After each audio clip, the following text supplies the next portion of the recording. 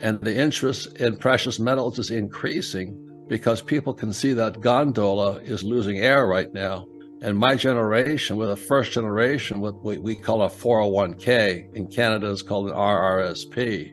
But basically, exactly as Jay says, you're putting your future retirement in the hands of somebody else. And our central banks are printing that. That's what just happened in England, right? They had to reverse and start printing again because their pensions were going broke. So this whole thing goes back to my generation.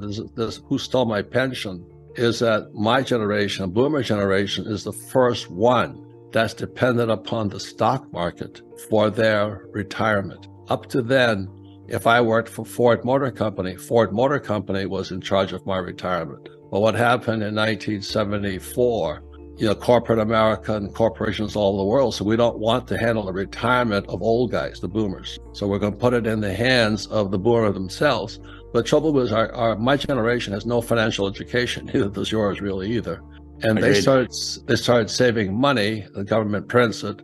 They save stocks, bonds, and mutual funds. And as every time they raise interest rates, the stock market crashes. So that's why when we come back, I'd like to have you discuss why I'm so excited about going to VRIC, on January 29th and 30th. What will you learn? Who will be there? If you're going to listen to me, you listen to me on Zoom. I don't want to listen to myself any longer. So I want to come and hear the other speakers and what they have to say, and hopefully scare the crap out of you because you'll take action. If you knew how close we are, instead of a Lehman Brothers moment, we're going to have a pension moment, which came out it started in 1974. All these pension stuff started to happen. My friends who became pilots for United Airlines, after we came back from Vietnam, they found out their pensions were looted also. So I have many classmates, this is very personal to me, that as they retired, they found out their pension was stolen. So instead of a Lehman Brothers moment, we're going to have a pension movement. But also throughout the world right now, interest rates are being raised, stock markets are crashing all over the world, and the baby boomer generation is now saying, how do I retire? But more important, it's not just the baby boomer, it's the children of the baby boomers. What happens when mommy and daddy cannot afford to support themselves anymore? Social Security America's gone. The reason I'm so familiar with Vancouver was I was one of those junior mining companies. That's right. And I was standing there in my little booth, and all of these sophisticated, hedge fund guys and all that were walking by, and I'm pushing my little mining deal. And then we actually did find gold, like I said, in China, and I took it public on the Toronto Stock Exchange. So for a brief moment, all I had in that deal was about $100,000. But the gold we found in China pushed me into the $1 billion mark. And so what every gold bug is doing, they're looking for that junior miner who's going to take them to the moon. So when you get to the Vancouver Resource Investment Conference, you get to walk around and talk to all the guys like me who are pitching their deals. I found gold here, I found silver there, I found this here, I found that there. And I just want to give one good happy ending to my China fiasco, because I spent so much time in Vancouver hustling deals and hustling investors. I learned a lot about the gold business. And this year on July 8th, I took a gold mine public in Utah. But if I hadn't made all those mistakes in Vancouver, I would have known a great deal in Utah, and we found the richest gold mine in America.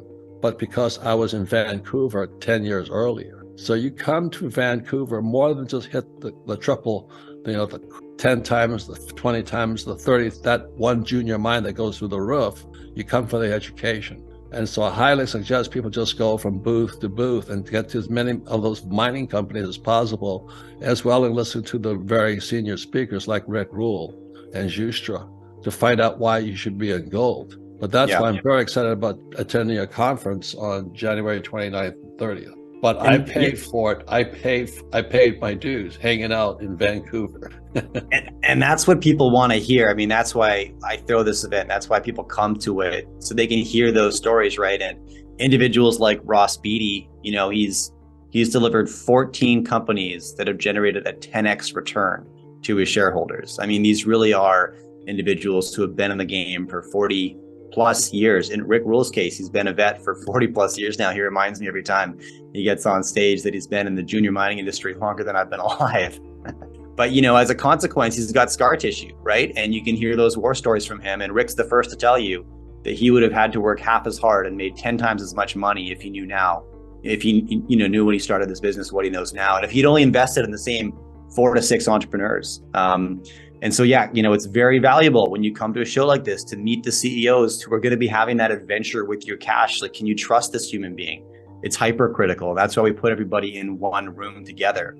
And, there's one divergent theme that we're going to cover at this show. And I just want to mention it real quick because it's a bit of an outlier. But, we've seen, I know most of your audience is American. This shows up in Vancouver, Canada. So I've got some Canadian specific content. And one theme specifically is we're seeing a rise in the provinces of Canada who are opposing our federal leadership. And this is very significant because it would be like if a collection of states rose up collectively and put forward legislation to separate themselves from the decisions of federal leadership. And we're seeing that right now in Canada, which Canada rarely makes international headlines. We've made a bunch in the last 18, 24 months because of our federal leader. And now the provinces, the equivalent of states, have had enough.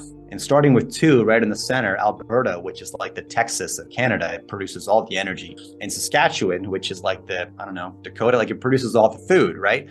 Have both put forward legislation, one being the Saskatchewan First Act, the other being the Alberta Sovereignty Act, which are strictly geared to separate themselves and protect them from measures put forward from the federal government, giving them the power to deny federal decisions within their provincial borders.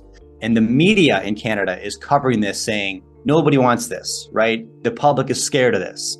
And then the legislation is put forward and it's voted in favor unanimously, bipartisan support within the provinces. So you tell me if people want this or not. And this is a battle that's brewing right now in Canada.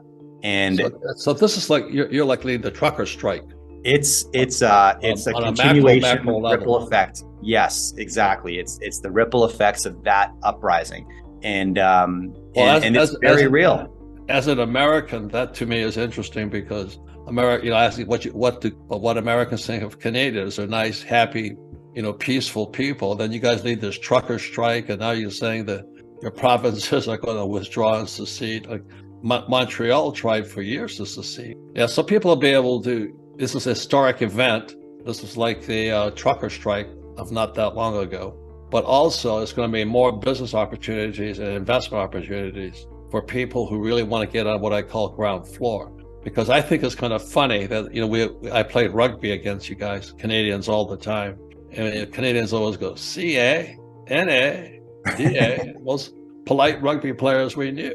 But now you guys are turning into these rebels, taking on your buddy Trudeau. I remember his father, Pierre Trudeau, oh my God, and his mother. But anyway, Canada is a very rich country. And for those of you who are interested in getting what they call ground floor and all this, I would go to the VRIC January 29th and 30th to learn from some of the rebels up there who are going to make history, because Canada is an extremely rich country.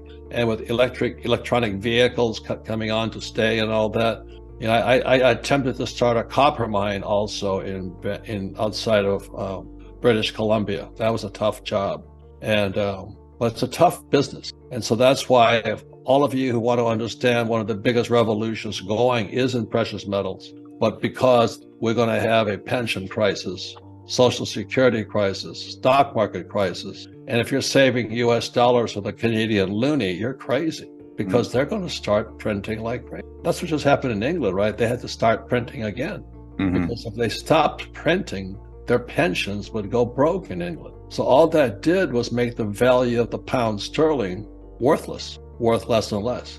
So the same thing is going to happen in Canada. Same thing is happening in the U.S. as we speak. And that's why that balloon with a gondola is hanging beneath of it is, you look at America is now 31 trillion in debt. After 1971, when Nixon took us off the gold standard, we didn't have that much debt. And now we're 31 trillion. If they push interest rates to 5%, that means the U.S. taxpayer has to pay approximately 1.5 trillion in interest just on the U.S. national debt. Small ebook, big impact, the wealth tree. The only 4 ways that will make you financially free forever. Download it here for free.